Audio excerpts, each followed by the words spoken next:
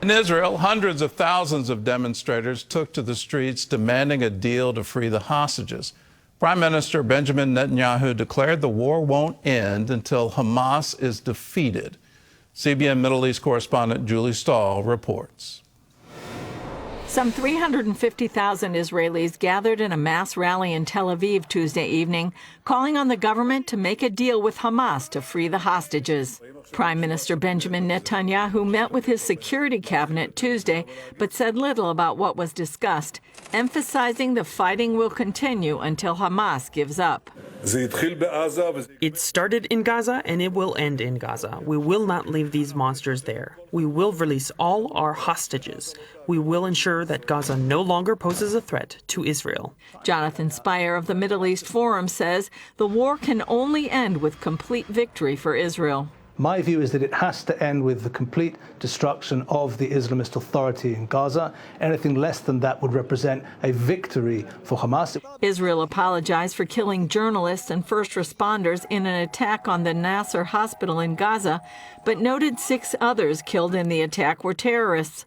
Initial findings said the soldiers mistook the cameras pointed at them from a lookout for hostile elements with guns. What they encountered in each and every hospital was that Hamas fighters, terrorists, were abusing hospitals for combat activity. Jonathan Conricus, senior fellow from the Foundation for Defense of Democracy, says Israel's investigation and admission show its adherence to moral principles even in war. This is one of these rare instances where Israel has an opportunity to acknowledge a mistake and strengthen its credibility by actually taking action and showing that we're serious about our morals and values. And when mistakes happen, we own up to them. In the U.S., President Trump, who recently said he believes the war will end in a few weeks, is planning ahead. He and Special Envoy Steve Witkoff are set to hold meetings at the White House today to discuss a comprehensive plan to manage Gaza after the war. Julie Stahl, CBN News, Jerusalem. Well, Israel's in a moment, just as our President Roosevelt was in a moment in World War II, where he said unconditional surrender is the only way forward. We have to have total victory, whether over Japan or over Germany. That this ideology can no longer last. It can no longer remain in power.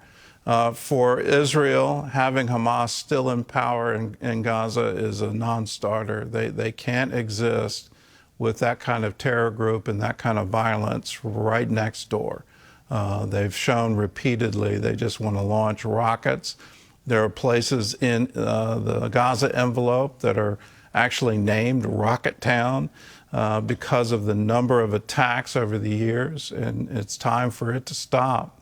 For anyone distressed about that hospital, yes, you can blame Israel. You can blame a mistake. They were thinking that cameras were somehow weapons, and okay.